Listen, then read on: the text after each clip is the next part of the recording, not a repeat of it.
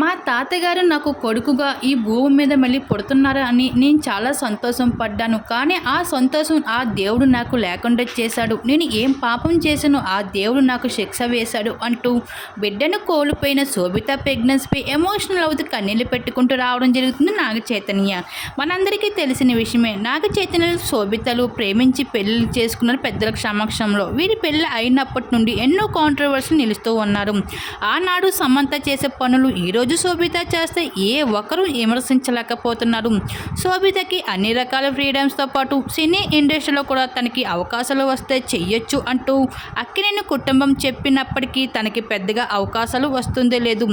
ఎందుకంటే శోభిత already flop హీరోని అని అందరికీ తెలిసిందే. అటువంటి అమ్మడు మోడలింగ్ కెరీర్లో అలాంటి ర్యాంప్ వాక్స్లో కనిపిస్తూ ఉంది పలు ఈవెంట్స్లో సైతం. అయితే అటువంటి శోభిత మొత్తానికి ఇంటికి శ్వాసతో అవుతూ పూర్తిగా బ్రేక్ ఇచ్చేసింది లాంగ్ టైం. తన గుడ్ న్యూస్ని అయితే సోషల్ మీడియాలో అనౌన్స్ చేయడం జరిగింది. అయితే తల్లి కాబోతున్న శోభిత అంటూ ఎన్నో వార్తలు వచ్చినప్పటికీ కూడా వాటన్నిటిని నెటిజన్స్ కొట్టి పాడేస్తే వచ్చేశారు.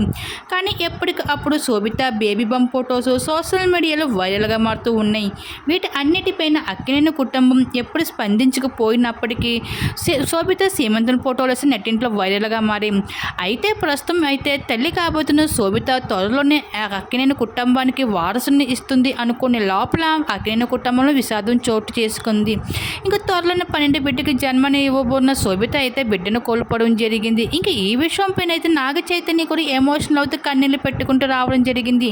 మా తాతగారు నాకు కొడుకుగా మళ్ళీ పుడుతున్నారు అని ఈ భూమి మీద నాకు చాలా సంతోషం పడ్డాను. కానీ ఆ దేవుడు ఆ సంతోషం లేకుండా చేశాడు. నేను ఏ పాపం చేసిన దేవుడు నాకు ఇంత శిక్ష వేశాడు అంటూ బిడ్డను కోల్పోయిన శోభిత ప్రెగ్నెన్సీపై ఎమోషనల్ అవుతూ కన్నీళ్ళు పెట్టుకుంటూ రావడం జరిగింది నాగ చైతన్య.